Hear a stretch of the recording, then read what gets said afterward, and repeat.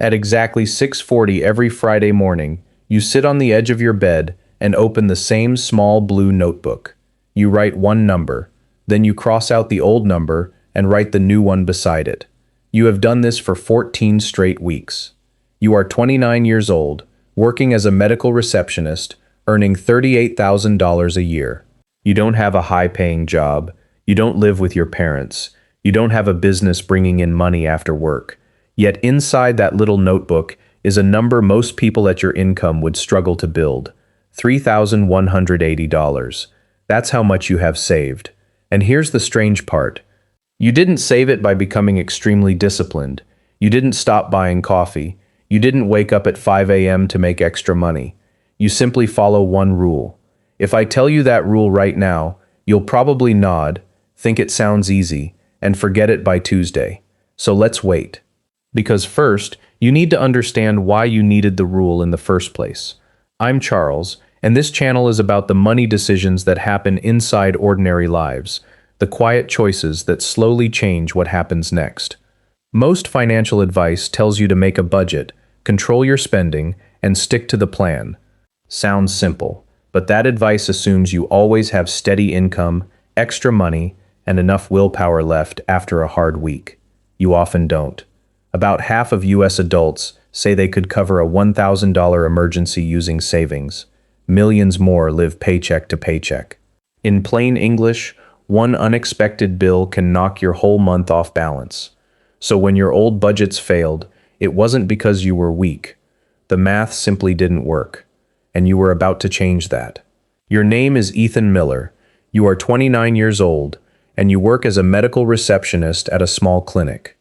You earn $38,000 a year. That sounds like a decent income until you break it down. After taxes, your paycheck is about $1,460 every 2 weeks. Rent takes $920.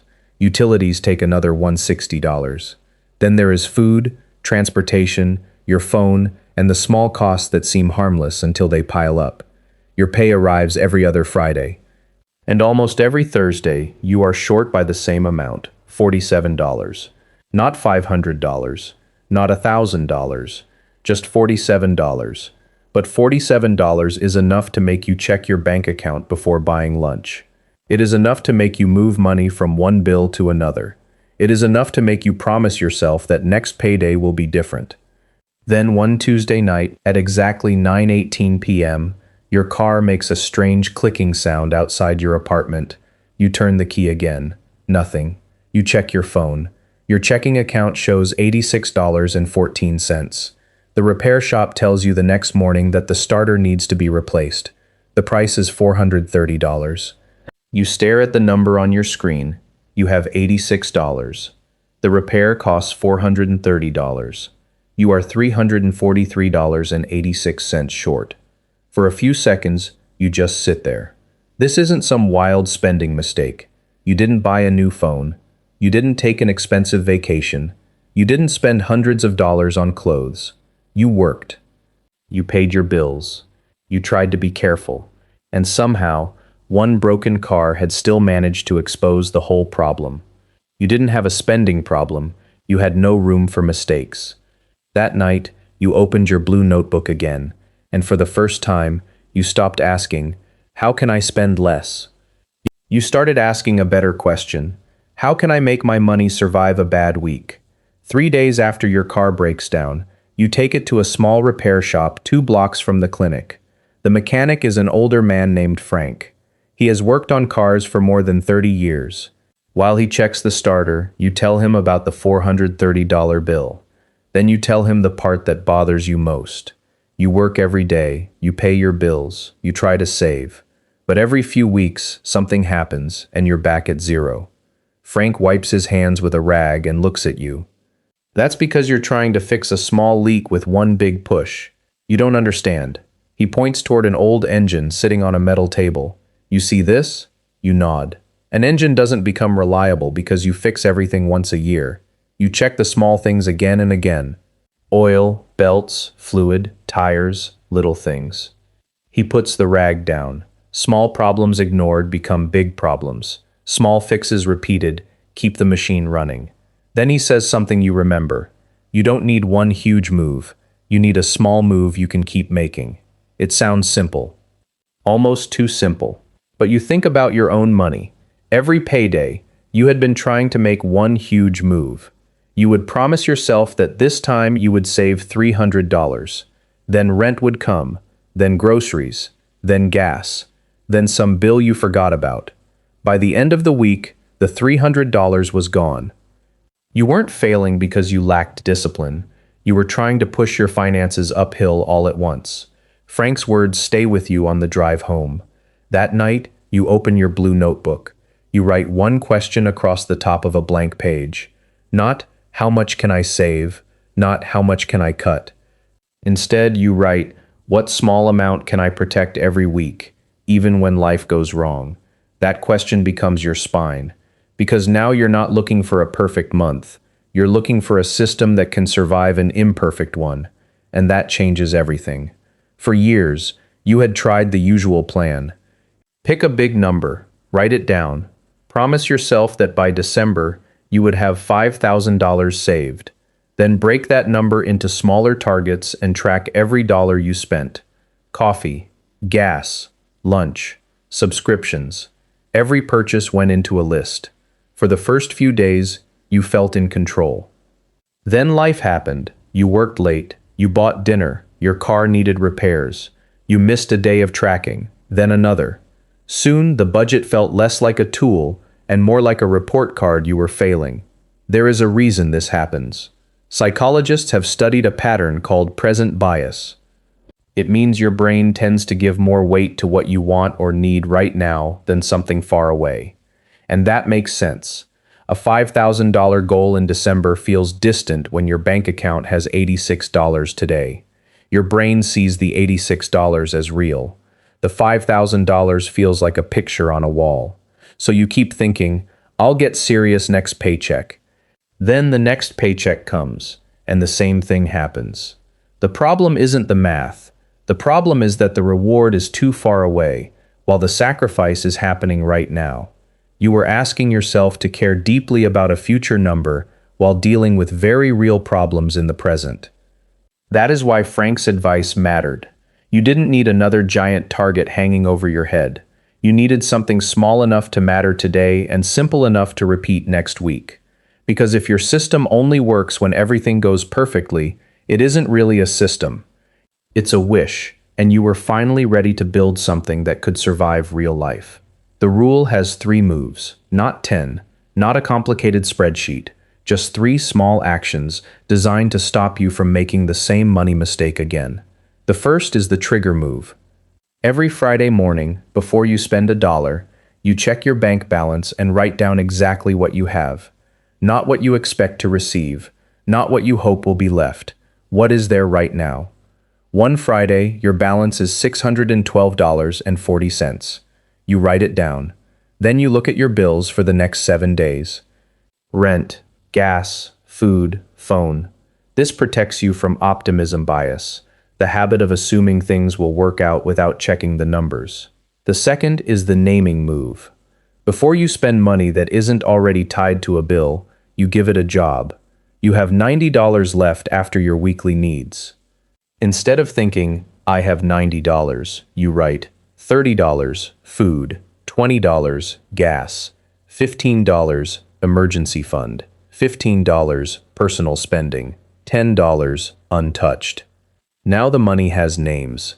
That protects you from mental accounting mistakes, treating available money like free money, simply because it is sitting in your account.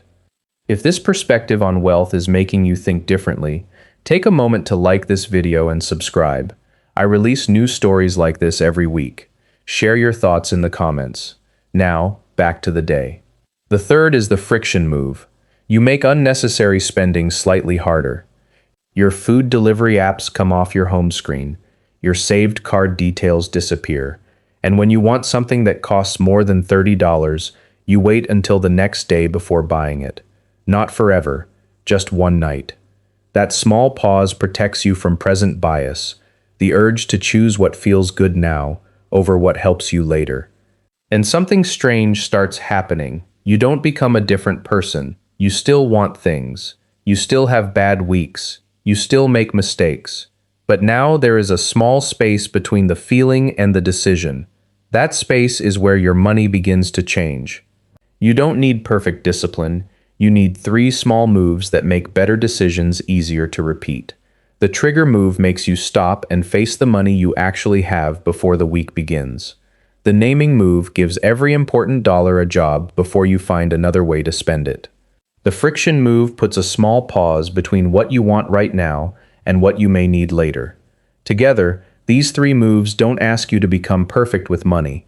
They simply make it harder for one bad decision to ruin an entire week. 3 months into your new system, someone at work starts doing something very different. His name is Ryan Carter. You are both 29. You started at the clinic within the same month. You earn almost the same amount. Your paychecks are only about $30 apart. You even take lunch together on most Fridays. The difference is the way Ryan tries to save.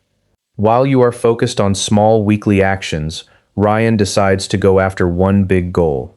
He writes $5,000 on a piece of paper and tapes it above his desk. By December, he tells you he will have the full amount. At first, it works. Ryan is excited. He stops eating lunch out. He skips weekend trips. He sells an old gaming console and puts the $240 into savings. After the first month, he has $510 saved. After 2 months, he reaches $940. He shows you the number on his phone with a smile. This time I'm serious. And you believe him. For a while, Ryan is ahead of you. Then summer arrives. His car needs new tires. The bill is $480. Ryan looks at his savings account. He doesn't want to touch it. That $5,000 number has become more than a goal. It has become proof that he is finally doing something right. So he puts the tires on a credit card. For the next few weeks, nothing looks wrong. He keeps saving. But the card balance grows quietly. Then he gets hit with a second expense. His apartment needs a plumbing repair. Another $210. This time he uses part of his savings. His balance drops from $1,180 to $970. That number hurts. He stops checking the account as often. Then he misses 1 week of saving. Then another. By the end of the month, he isn't spending wildly. He isn't buying expensive things. He simply stops. The $5,000 goal stays above his desk. But now it feels far away. You recognize the look on his face. It isn't laziness. It is the feeling of working hard and still watching the finish line move farther away. And maybe you know that feeling too. You don't need to be careless with money to get tired of a plan that makes every setback feel like failure. Ryan's problem wasn't that his goal was wrong. The goal was fine. The problem was that every step backward made him feel like he had to start all over again. Meanwhile, your system had taught you something different. A bad week didn't erase your progress. It was simply another week to begin again. 6 months after that night at the repair shop, you are sitting in the same kitchen when your phone rings. It is 8:42 p.m. on a Wednesday. Your older brother is calling. He tells you his car broke down and he needs help getting home. You want to help, but you also know what happens when an unexpected expense enters your life. Your old self would have opened the banking app first, then your credit card, then maybe a loan app. Your stomach would tighten before you even knew the price. This time, you don't panic. You open your blue notebook. You check your numbers. Your emergency fund has $1,240. Your weekly spending money is already planned. Your rent is covered. Your next paycheck is 4 days away. You can help him with $180 without destroying the rest of your month. And that is the real proof. Not the $1,240, not some impressive savings screenshot. The proof is that your first reaction is no longer fear. You have created space. You still don't have endless money. You still have to think before spending. But one unexpected bill no longer feels like a financial earthquake. That said, this rule is not magic. If your income cannot cover your basic needs, no budgeting trick can create money that simply isn't there. And if you are dealing with serious debt, unstable housing, or a major financial crisis, you may need a different plan and outside help before this system can work. But if your income covers the basics and your problem is that small leaks keep destroying your progress, this can give you something most budgets never gave you: a way to keep moving after a bad week. Because financial stability isn't the moment when nothing goes wrong. It's the moment when something goes wrong and you don't fall apart. Tonight, you don't need to build a perfect budget, you don't need a new spreadsheet, and you don't need to promise yourself that you will never make another bad money decision. You only need to make 3 small moves. Rule number 1. Write down your real number. Open your banking app and write down exactly how much money you have right now. Don't round it up. Don't count money you haven't received. Don't tell yourself, I should have more by Friday. Write the number that is actually there. Maybe it is $86. Maybe it is $612. Maybe it is only $24. It doesn't matter. You cannot make a better plan with a number you refuse to look at. Rule number 2. Give your money a name. Look at the next 7 days. Write down what must be paid: food, gas, bills. Then decide what amount you can protect from yourself. It might be $50. It might be $20. It might even be $10. The amount is not the main point. The point is deciding what that money is for before something else decides for you. Rule number 3. Add 1 piece of friction. Think about the purchase you make too easily. Maybe it is food delivery. Maybe it is online shopping. Maybe it is buying something because you had a stressful day. Choose one, then make it harder tonight. Delete the saved card. Remove the app from your home screen. Or create a simple rule: anything over $30 waits until tomorrow. You are not trying to remove every pleasure from your life. You are creating a small space between the feeling and the decision, and that small space can protect a surprising amount of money. Now remember where your story began. At exactly 6:40 every Friday morning, you sit on the edge of your bed and open the same small blue notebook. You write 1 number, then you cross out the old number and write the new number beside it. You have done this for 14 straight weeks. Nothing about the action looks impressive. There is no fancy app, no complicated spreadsheet, no huge financial goal taped to your wall. Just 1 number, 1 decision, then another. And while you keep moving forward, Ryan is still looking at the same $5,000 goal above his desk, waiting for the perfect time to start again. There may never be a perfect time. Life will keep bringing broken cars, surprise bills, bad weeks, and unexpected problems. The goal isn't to build a plan that works only when life is easy. Build one that still works when life gets hard. Because you don't need perfect discipline. You need 3 small moves that make better decisions easier to repeat. If you want more stories that turn everyday money problems into simple systems you can actually use, and subscribe button to the channel. And I want to know one thing from you. What is the first number you would write down every Friday if you used Ethan's trigger moves?